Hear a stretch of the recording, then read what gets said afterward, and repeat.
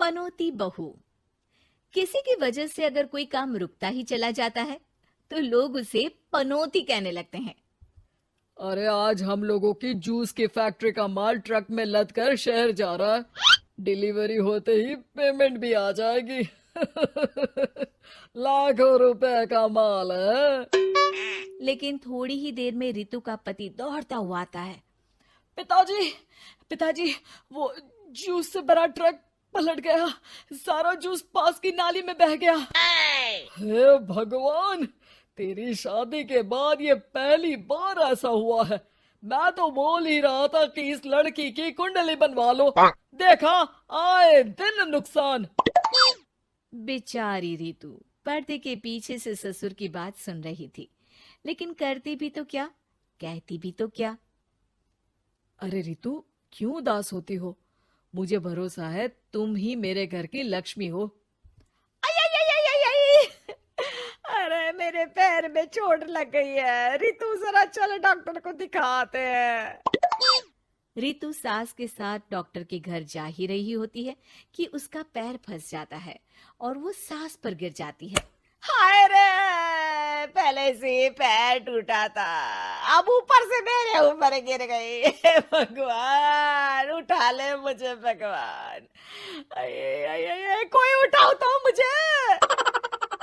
हाँ हाँ सासू माँ, लाइए हाथ दीजिए, यहाँ बैठिए, मैं पानी लेकर आती हूँ।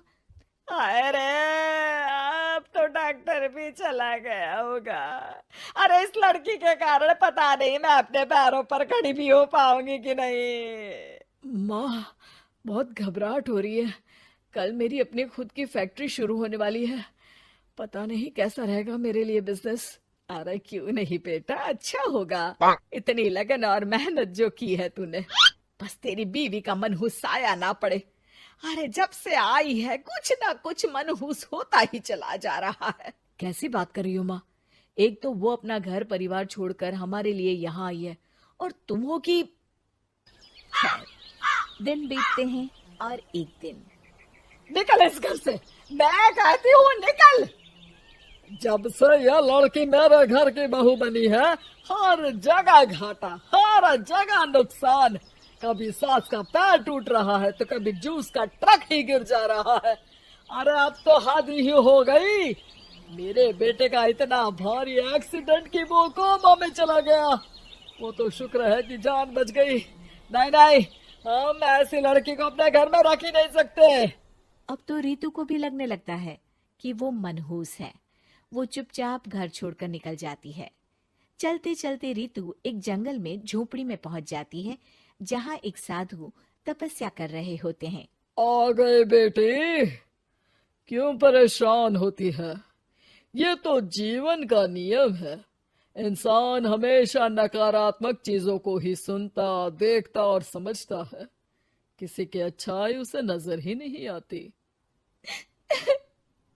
आपने मुझे बेटी कहा है तो शरण भी दे दीजिए बाबा। मैं आपका सारा काम कर दिया करूंगी, बस आपके जीवन में मेरे जैसी बेटी की वजह से कुछ बुरा ना हो।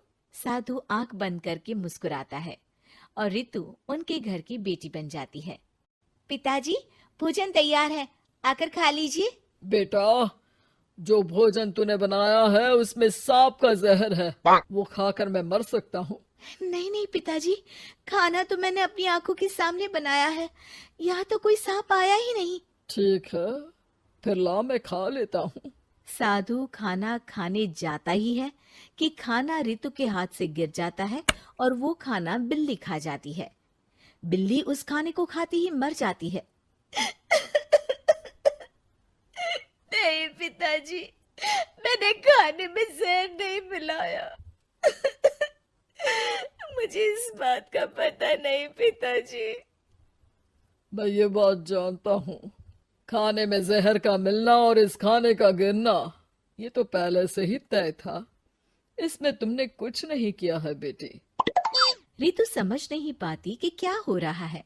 वो रोने लगती है और साधु को अपनी सारी कहानी सुना देती है कि कैसे उसके ससुराल वालों ने उसे पनौती मान लिया था। साधु मुस्कुराकर कहता है, बेटी, क्या चाहती हो तुम?